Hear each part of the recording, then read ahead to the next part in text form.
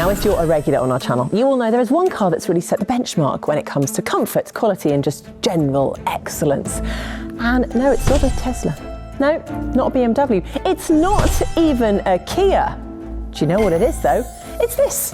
It's the new Škoda Enyaq. We are one of the first to get our hands on it, which is very exciting. So thank you to the lovely people at Škoda for sending us out to Prague.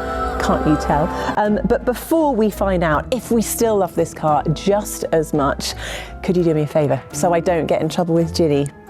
Subscribe to the channel, put those notifications on, and I will be eternally grateful. Thank you. You know, we're not the only ones who love the Enyaq. It was the UK's best-selling EV in October 2023.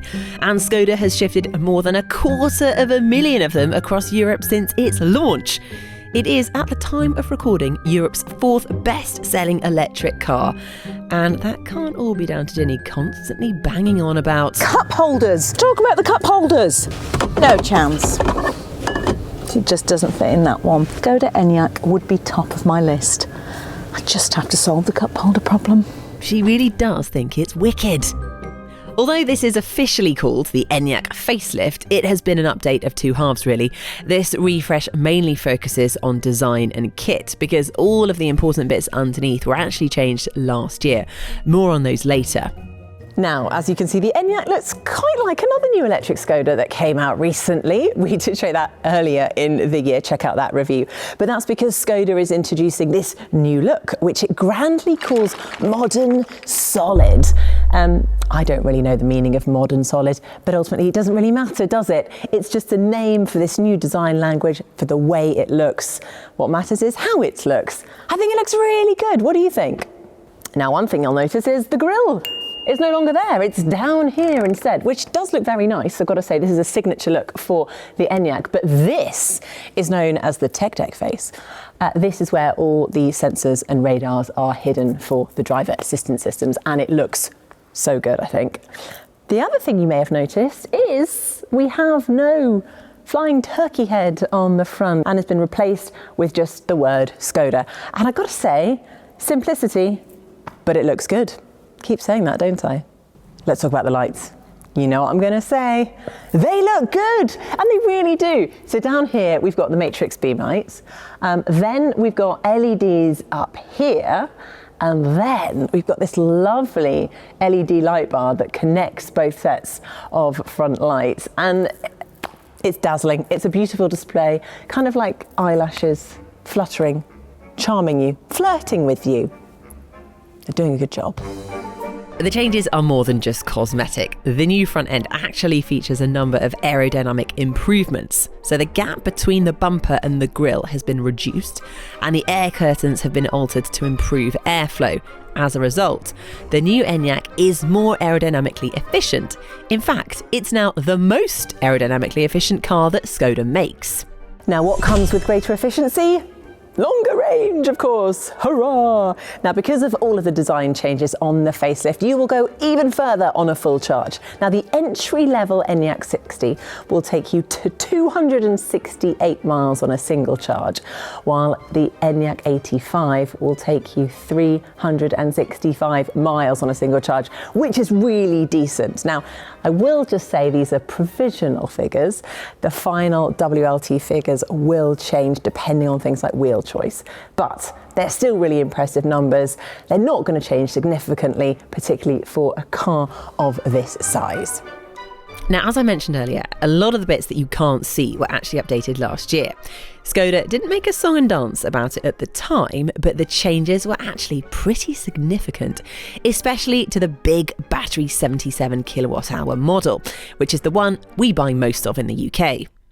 When it was launched, the standard Enyaq generated 201 horsepower and 310 newton meters of torque. Last year, Škoda quietly bumped that up to 282 horsepower and 545 newton meters of torque.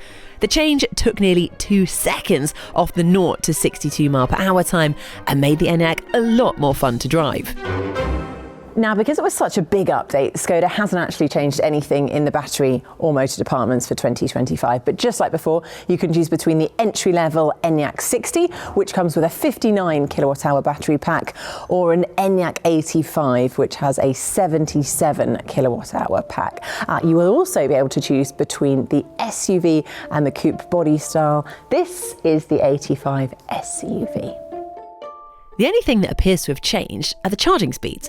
The Enyaq 60 can now rapid charge at speeds of up to 165 kilowatts, while the Enyaq 85 peaks at 175 kilowatts.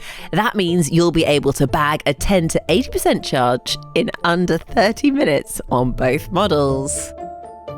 Do you ever feel like you just keep on walking and yet you never get anywhere? What a nice place to be in here. It's so lovely, isn't it? I mean, I've spent some time in the Volkswagen ID4 and the Coupe Reborn, which are built on the same platform.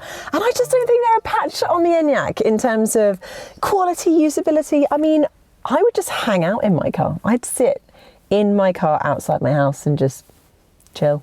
It's so lovely. Although there is one thing that Ginny's not going to be happy about. I'm sorry, Ginny, they did not listen to your feedback. The cup holders are the same size and unfortunately still only fit very small cups in them. So Ginny, you're just going to have to buy a new reusable cup, all right? Now, Škoda does interiors quite differently. They have things called design selections, basically different styles. And the ones that you can choose from are called Loft, Suite, Lounge and Lodge. Yes, try remembering that when you got up at 4 a.m. this morning. But the Lodge one is the eco one. It's like an eco lodge. So all the materials are renewable. The thing is, we are actually still waiting to find out which ones will be available in the UK. Hopefully all of them, but we will keep you posted and let you know if that is the case. I mean, overall, I am pleased to report that not a huge amount has actually changed in the interior. However, the steering wheel is one place that we can see a little tweak here. We've got the Škoda word on the steering wheel and the tiny little button here, which I very much enjoy. Heated steering wheel, standard on every car. Brilliant. Now, the other thing that has changed, can you spot it? You see this little strip across here? It's changed colour. It's gone from shiny silver to unique dark chrome, which basically means it's gone from shiny to matte. The infotainment system has had a further tweak with some nice features added. The screen itself is 13 inches and for me perfectly placed.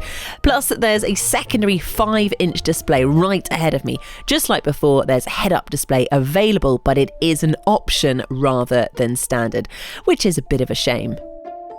Now, thanks to a bit of a software update, you have an extra toolbar up here with all the bits and bobs that you use regularly, including battery preconditioning. So we can pop that button on and it will make sure that your battery is the right temperature before you leave the house or the right temperature when you arrive for charging, which is genius to just maximise the efficiency, maximise your rate of charging.